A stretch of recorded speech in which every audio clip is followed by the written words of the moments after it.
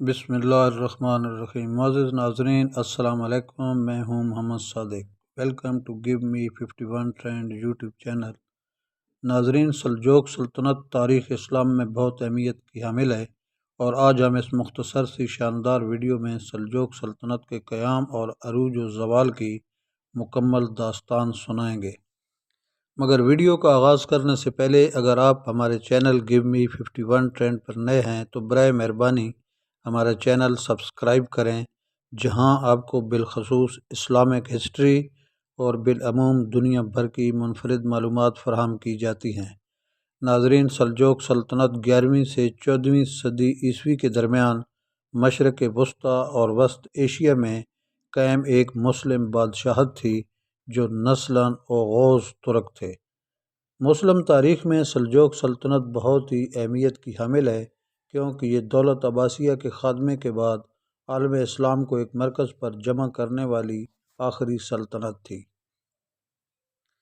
اس کی سرحدیں ایک جانب چین سے لے کر بحیرہ متوسط اور دوسری جانب عدن سے لے کر خوارزم و بخارا تک پھیلی ہوئی تھیں۔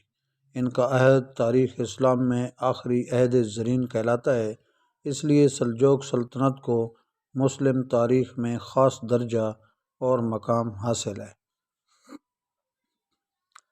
سلجوقیوں کے زوال کے ساتھ مسلمہ میں جس سیاسی انتشار کا آغاز ہوا، اس کا فائدہ اٹھاتے ہوئے اہلیان یورپ نے مسلمانوں کے ساتھ صلیبی جنگیں مسلط کر کے مسلمانوں کے بہترین مقام بیت المقدس پر قبضہ کر لیا۔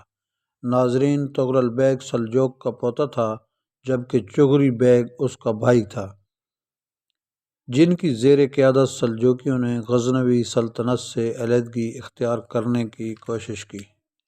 ابتدا میں سلجوقیوں کو محمود غزنوی کے ہاتھوں شکست ہوئی اور وہ خوارزم تک محدود ہو گئے، مگر تغرل اور چغری کی زیر قیادت سلجوقیوں نے سن 1028 اور 1029 میں مرو اور نیشا پور پر قبضہ کر لیا۔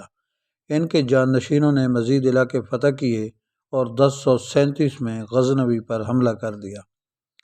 1039 میں انہوں نے غزنوی سلطنت کے بادشاہ مسعود اول کو شکست دے دی اور مسعود غزنوی کے مغربی حصے سلجوقیوں کے ہاتھوں گنوا بیٹھا۔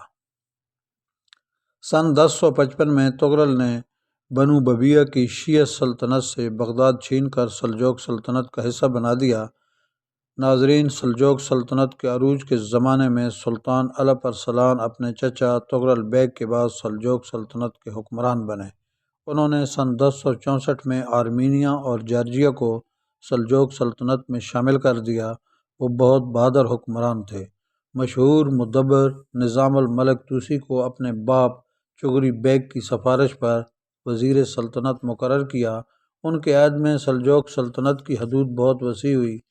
پہلے ہرات اور ماورا النہر کو اپنے قلب روح میں شامل کیا، پھر فاطمی حکمران کو شکست دے کر مکۃ المکرمہ اور مدینۃ المنورہ کو سلجوق سلطنت میں شامل کر لیا، جس سے اسلامی دنیا میں سلجوقیوں کا اثر و رسوخ بڑھ گیا۔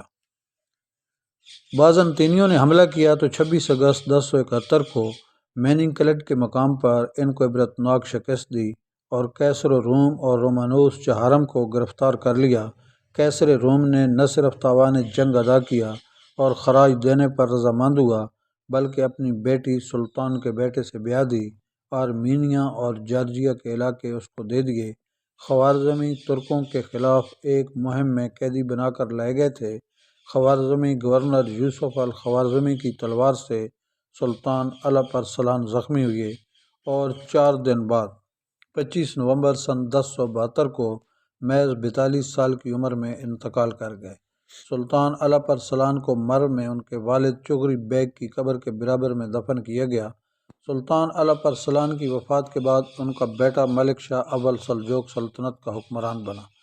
ناظرین، سن 1092 میں ملک شاہ کی وفات کے بعد ان کے بھائیوں اور 4 بیٹوں کے درمیان اختلاف آ گئے اور سلجوق سلطنت تقسیم ہو گئی۔ اناطولیہ میں کلچ ارسلان اول ملک شاہ اول کا جانشین مقرر ہوا، جس نے سلطنت سلاجقہ روم کی بنیاد رکھی۔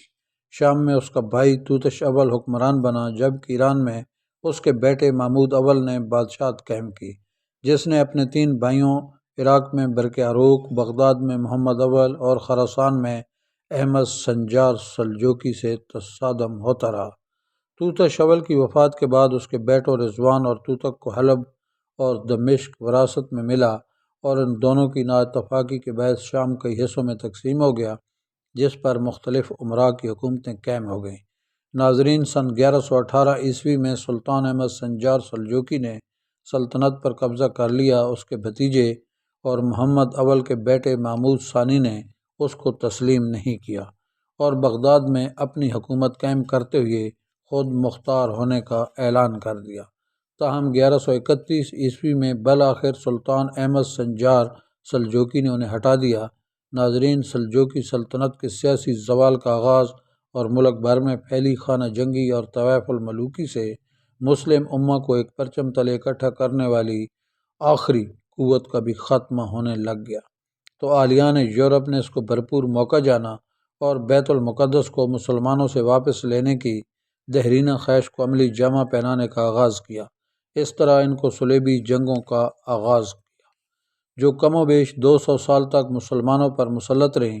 ان جنگوں کے آغاز پر یورپ سے بیت المقدس کے راستے مسلمانوں کی عظیم ریاست سلاجقہ روم سے ہوا۔ عیسائیوں نے پہلی صلیبی جنگ میں بیت المقدس پر قبضہ کر لیا تھا، جبکہ اس جنگ سے قبل ہی سلجوق فاطمیوں کے ہاتھوں فلسطین بھی گنوا چکے تھے۔ صلیبیوں پر منگولوں کے حملے سے سلجوقیوں کی رہی سہی طاقت بھی ختم ہو گئی اور بالآخر سن 1260 عیسوی میں منگولوں کی اناطولیہ پر چڑھائی کے ساتھ آخری سلجوق سلطنت سلاجقہ روم کا بھی خاتمہ ہو گیا۔